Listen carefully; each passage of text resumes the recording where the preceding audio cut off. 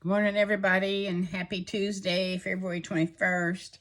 And so, I get up in the morning, I start thinking of things and writing it down, and I say, okay, Lord, if this is you, you kind of confirm my thoughts, and so it just amazes me how he does that.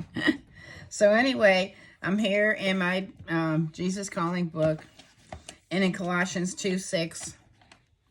And it says, and of course I went to the Bible and look it up, because you want to verify everything, right? It says, so I'm going to read from my Bible. Therefore, as you have received Christ Jesus the Lord, walk in union with him, reflecting his character in things you do and say, living lives that lead others away from sin.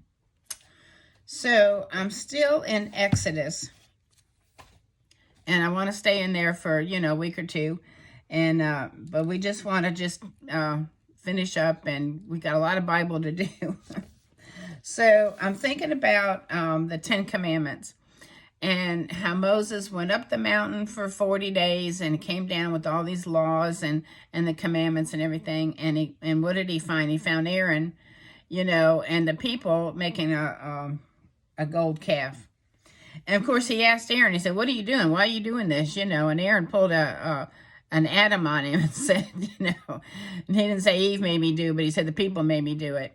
And, Aaron really brushed it off as, well, they made me do it, devil made me do it. So anyway, so Moses had to go back up the mountain and come back down with laws again. And so two things were on my mind. One is I've been in the law for years and years, and so I've learned that this thing called double jeopardy. You can't be tried for the same thing twice. And I thought, was that being tried people for the same thing? They already had the law one time, and they rejected it. But the tablets were broken. Was that the end of it? There's no more laws and whatever, but no. And they went back up the mountain, and the Lord called him back up the mountain, and he came back down with the same laws. If you read Exodus, it's just full of laws, not just the 10 Commandments. And so, you could look at it as double jeopardy, but also you can look at it, and I was going to read Colossians 2:6 again. Therefore, as you have received Christ Jesus the Lord, walk in union with him, reflecting his character in the things you do and say, living lives that lead others away from sin. And so it's a matter of grace is why I see the 10 Commandments double jeopardy. So, he gave them the laws, and he gave them everything they needed to learn how to be obedient to God and to live good lives, right?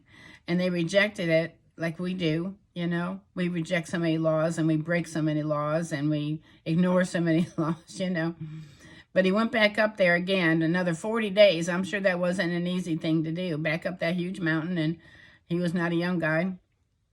Come back down with, all these laws. And like I said, if you read Exodus, it wasn't just 20, the guy gave him a whole lot of laws.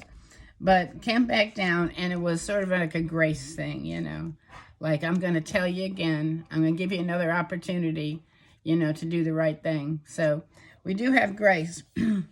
So I'm going to, we're still going to talk about Exodus Saturday, and but I just wanted to highlight it because, like I said, there's a lot of Bible to go through, And so I love the Bible, and so far I've loved everything in Genesis, and Exodus has been really great.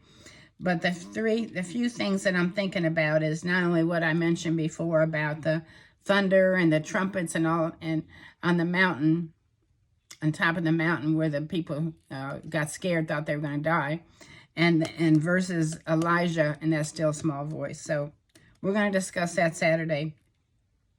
But also some of the highlights in Exodus is not just the 10 Commandments, but also the burning bush.